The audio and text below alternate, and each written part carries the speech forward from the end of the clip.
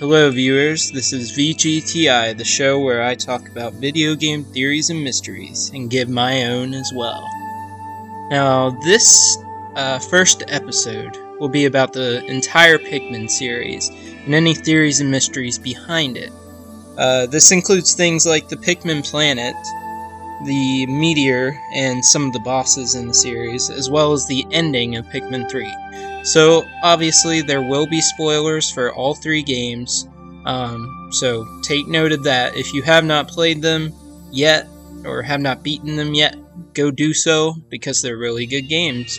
So, you have been warned. Spoilers. Now, the first thing that I want to talk about is the Pikmin planet, aka PNF 404.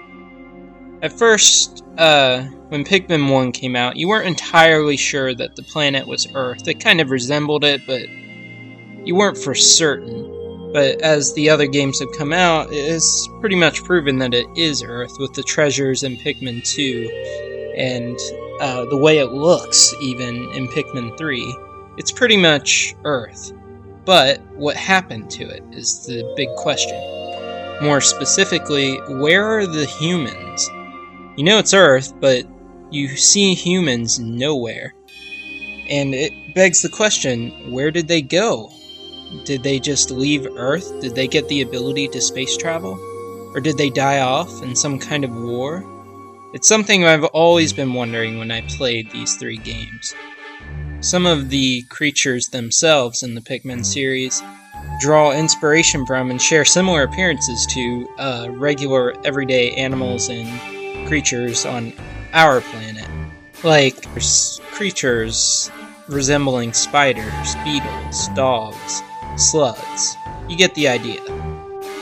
So, there's also the fact that in Pikmin 3, the way the planet looks resembles a scientific theory that is called Pangea Ultima, which is a hypothesis predicting how the Earth will look in 200 million years, and this is a picture of how they think it would look. Compare this to the way that the Pikmin planet looks in Pikmin 3, and you'll easily see the similarity. So what this probably means is that Pikmin 3 takes place on Earth 200 million years in the future.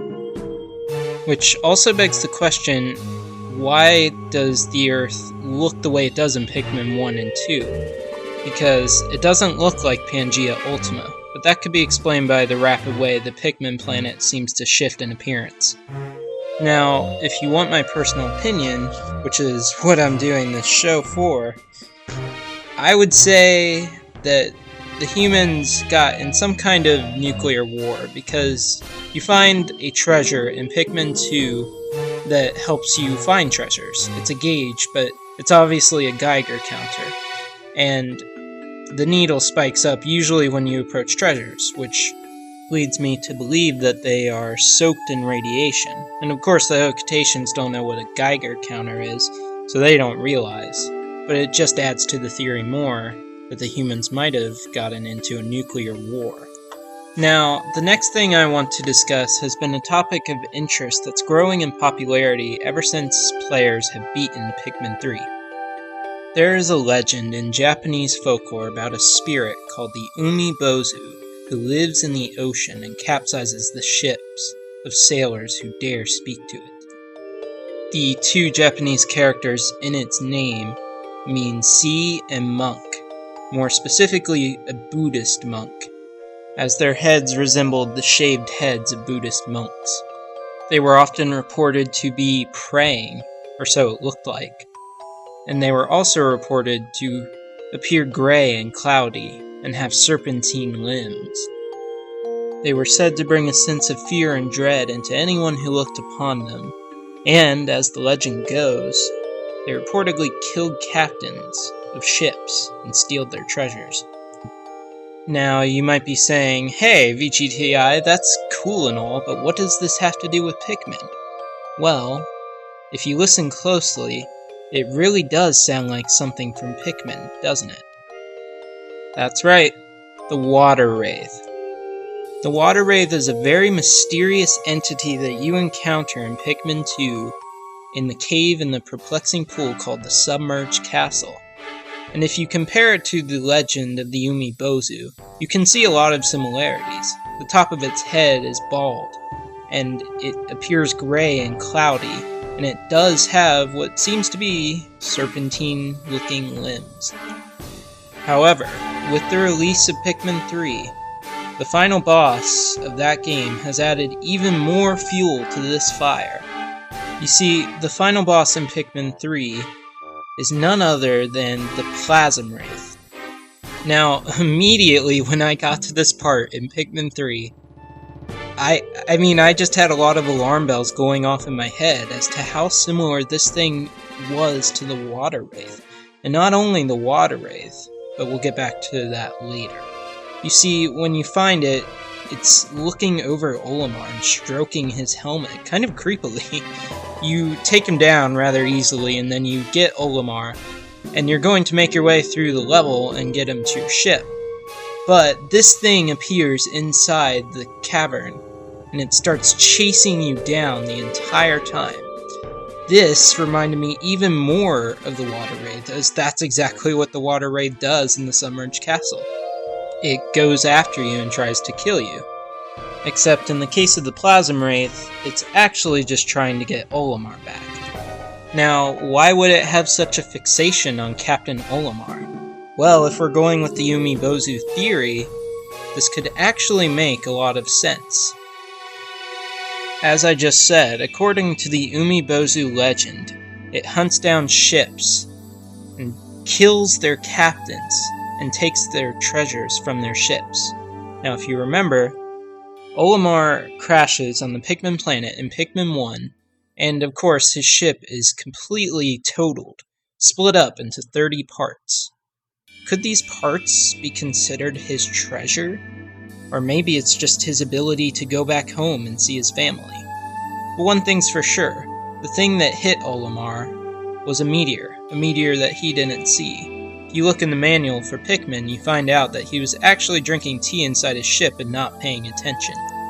And with the Umibozu, you usually have to speak to it to anger it. Could this have been a way to anger it, though? Olimar accidentally crashing into it and landing on the planet? Was the meteor actually the Umibozu, or was it housing a creature similar to the Umibozu? And there's actually some evidence to back this claim up. You see, the raging theory right now is that the meteor that Olimar crashed into is somehow responsible for a lot of the things that happen in the entire series. And some events in Pikmin 3 imply this as well. The theory is that the Umibozu shapeshifts into different creatures throughout the series, and is actually hunting down Olimar and trying to kill him, just like from the Umibozu legend. To start off this theory, in Pikmin 1, at the impact site, any odd day after day 9, you'll find a creature there called the Gulix. Now, at the time Pikmin 1 came out, there wasn't much suspicion about this creature, but it gets a little more suspicious after you play Pikmin 2 and 3. For one thing, it's a blob of what looks like water, which you can easily relate to the Water Wraith, sure. But it's still a bit of a stretch, isn't it? Then you play Pikmin 3, and you get to the Plasm Wraith. Once you enter the caverns of the formidable oak, the thing starts chasing you down, and it looks like this. Doesn't that look similar to the Gulix? A blob of what looks like liquid, and something inside spinning around. It's too weird to be a simple coincidence. Now, if we go back to the Gulix, the thing is, when you kill it, it dissolves into a blue-like substance with bubbles frothing everywhere, and then it disappears, and there's no corpse or soul left behind. Fast forward to the end of Pikmin 1, and you fight the final boss, the Emperor Bulblax. Once you kill it, it digs itself into the ground, and it's spinning around in circles wildly, with its tongue hanging out. It drips out blue saliva that looks suspiciously like the Gulix's liquid. And of course, once you kill it, there's no corpse and no soul left behind. And now we fast forward again to Pikmin 2, where there are two enemies of suspicion in this way.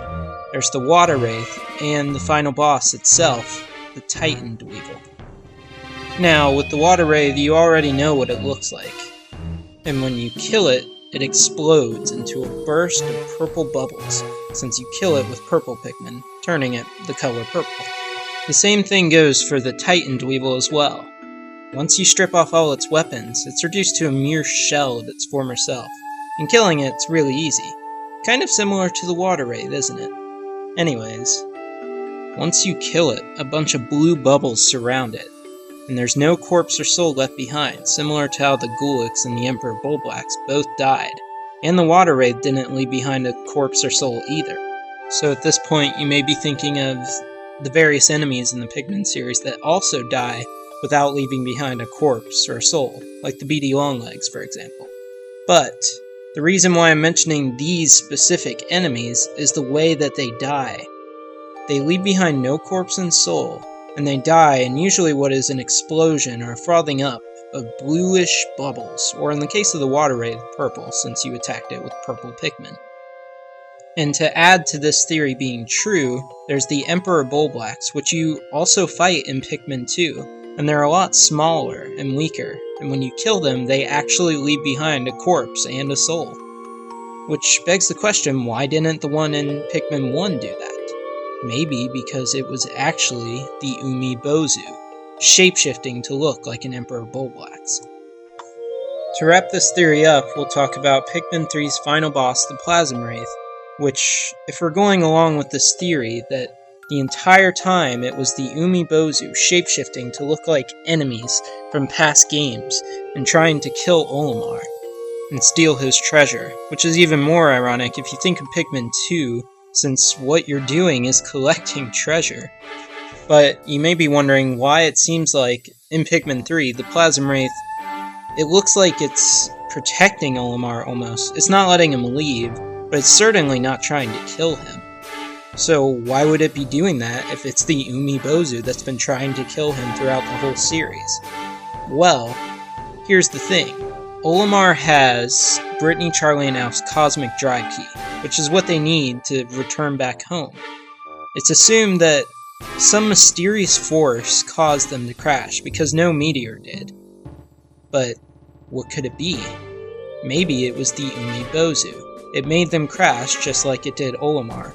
It was going to steal their greatest treasure, the Cosmic Drive Key, which Olimar, the Umibozu's sworn enemy at this point, happened to have. He noticed that Charlie, Brittany, and Alf were looking so hard to find this Cosmic Drive Key, so he started to consider Captain Olimar a treasure in himself, because he couldn't get the Cosmic Drive Key off of Olimar, but instead kept him there, and used him to lure Charlie, Brittany, and Alf to the location and kill them. Now, whether you believe in this theory or not, that's entirely up to you. I think it makes a lot of sense though, and it adds a creepy undertone to the entire Pikmin series, but it makes it all the more interesting. At the ending of Pikmin 3, you fly away with Olimar and Louie in tow on your ship, and you actually see the Plasm Wraith waving at you, whether it's in just a funny goodbye or rage, but it's alive still. You didn't kill it. You thought you did, but you didn't.